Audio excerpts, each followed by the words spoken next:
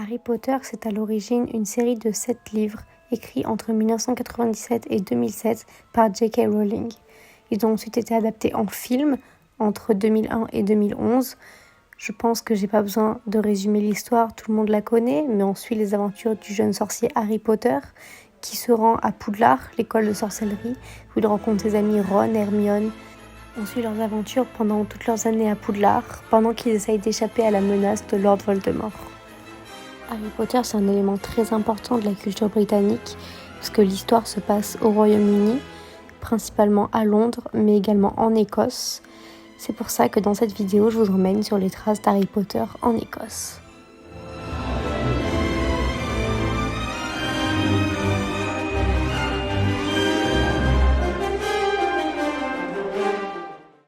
Premier arrêt de cette vidéo, Édimbourg. Dans le centre-ville d'Édimbourg, vous avez The Elephant House, qui est un café, et c'est le café où Rowling a commencé à écrire Harry Potter. Je vous mets en description toutes les adresses exactes des endroits, au moins c'est simple à retrouver. Pas très loin de ce café, vous avez le Musée national d'Écosse, où vous pouvez retrouver un jeu d'échecs qui peut vous sembler très familier si vous avez vu Harry Potter, parce que c'est tout simplement le jeu d'échecs qui a inspiré les échecs version sorcier. Ces pièces s'appellent les figurines de Lewis et elles ont été trouvées en 1831 sur l'île de Lewis. Toujours dans le centre d'Édimbourg, vous avez le cimetière de Greyfriars où vous pouvez voir certaines tombes avec des noms qui vous sont familiers comme Thomas Riddle ou encore McGonagall. Évidemment, vous vous doutez bien que ce n'est pas les personnages d'Harry Potter qui sont enterrés ici, mais que Rowling s'est très fortement inspiré des noms dans ce cimetière pour les noms de ses personnages. Beaucoup d'écoles et d'universités au Royaume-Uni ont servi d'inspiration pour Poudlard, et l'une d'entre elles est à Édimbourg, c'est la George Heriot School, et elle a aussi un système où les élèves sont répartis en 4 maisons, comme Poudlard. Comme pour Poudlard, il y a plusieurs rues qui ont inspiré le chemin de traverse, dont une qui est à Édimbourg, c'est Victoria Street.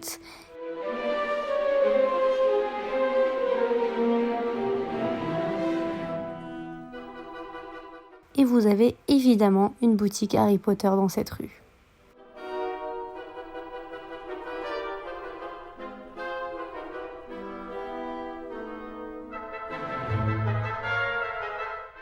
C'est tout pour Édimbourg, maintenant on se dirige vers le nord de l'Écosse, à Fort William.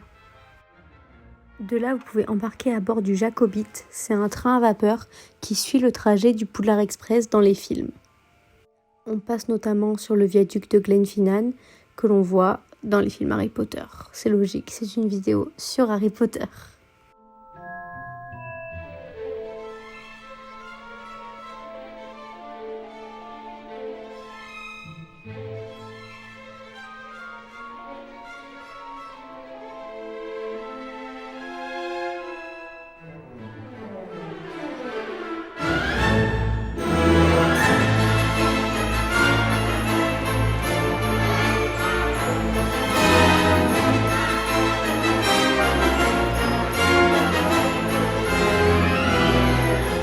Vous pouvez aussi vous rendre au viaduc en voiture et vous poser sur la colline pour regarder le train passer.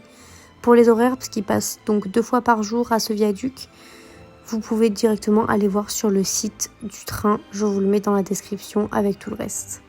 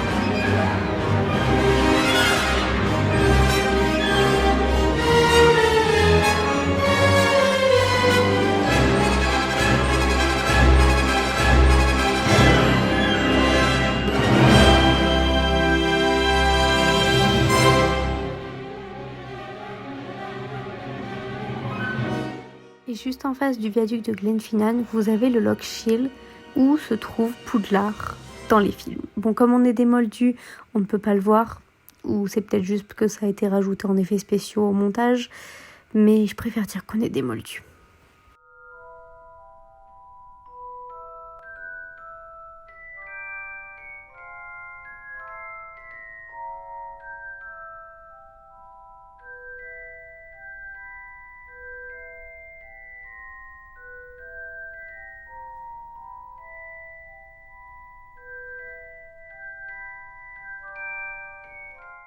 Et pour finir cette vidéo, on va au Loch Eilt, qui se trouve aussi pas très loin de Fort William, et c'est là où se trouve l'île où est la tombe de Dumbledore.